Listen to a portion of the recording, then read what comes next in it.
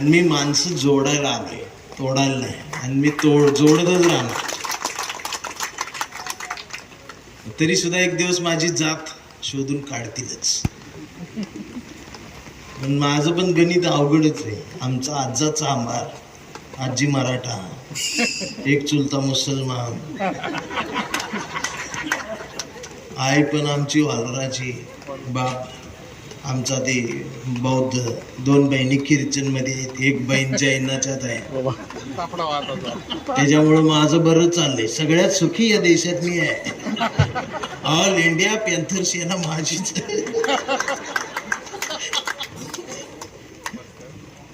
आमचा कांबळे लय हुशार. अहो चाचा बी कांबळे आहे काय? कांबळे सगळीकडे आहे. ती मशिदीतला कांबळे, तिथं बी परिवार आहे ना. कांबळे सगळीकडे आहे. कांबळे हुशार, कधीच नाही रडला, नुसताच कणला. हा, कांबळे शाळेत गेला, मास्तरनं फळ्यावर सरस्वती काढली, पण कांबळेनं पाठीवर सावित्री काढली. कांबळेन पाठीवर सावित्री काढली, पण त्यानं फळ्यावरची सरस्वती खोडलेली नाही. त्यानं संवाद ठेवलेला, हे लक्षात घ्या. म्हणून मास्तरनं चिडून कांबळेला असा तुडवला. पण कांबळे बी हुशार, नाही रडला, नुसताच कणला. हा, कांबळे वयात आला, विशीत आला, मिशीत आला. कांबळे गुलाबी झाला आणि तिच्या प्रेमात पडला. मग तिनं विचारली त्याची जात. कांबळे म्हणला, वेडे मी माणूस माझी जात, प्रेमात कसली आली जात. मग तिनं बी कोपऱ्यात नेऊन कांबळेला असा तुडवला. पण कांबळे बी हुशार, नाही रडला, नुसताच कणला. हा, कांबळेचं लग्न ठरलं. घरचे म्हणाले मुहूर्त पहा. कांबळे म्हणला पटत नाही, फुले वाचा. नातेवाईक म्हणले सत्यनारायण. कांबळे म्हणला जमत नाही. कांबळे म्हणला पटतच नाही, गाडगे बाबा वाचा. मग घरच्यांनीच दार लावून कांबळेला असा तुडवला.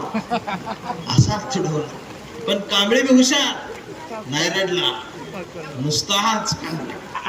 हा, मग कांबळे चळवळीत आला. सगळे गटतट दिसले. सगळ्यांना म्हणलं सगळ्यांनी एकत्रित या. मग सगळे एकत्रित आले आणि एकत्रित येऊन कांबळेला असा तुडवला. मग त्याला कळलं ही तुडवायला एकत्रित आले. पण कांबळे नाही रडला, नुसताच कांबळा. हा, मग कांबळे उपवर्गीकरणाच्या मोर्चात आला. मग 2 भावांना कांबळेला वाईट वाटलं. कांबळे तिथे हुंदका द्यायला लागला. जरा म्हणला सगळ्यांनी एकत्रित या, असा तुडवला.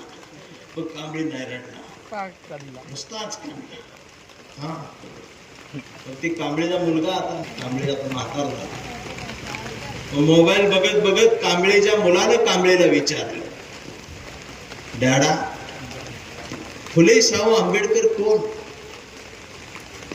ही संविधान काय भानगड डॅडा? आणि छत्रपती शिवाजी महाराज खरंच जन्माला आले होते का डॅडा? आता मात्र कांबळे चिडला. अरे गावभर पेरलं आणि घरातच नाही उगवलं. मग त्यानं दार लावून पोरालाच असा तुडवला. पण चिरंजीव कांबळे बी हुशार, तो बी नाही रडला, तो 2दा कणला. मग त्याच्या लक्षात आलं डीएनए मधलं ही डबल गेलं, विचार हे पुस्तकातलं जात. आणि आता कांबळे वेडा झाला.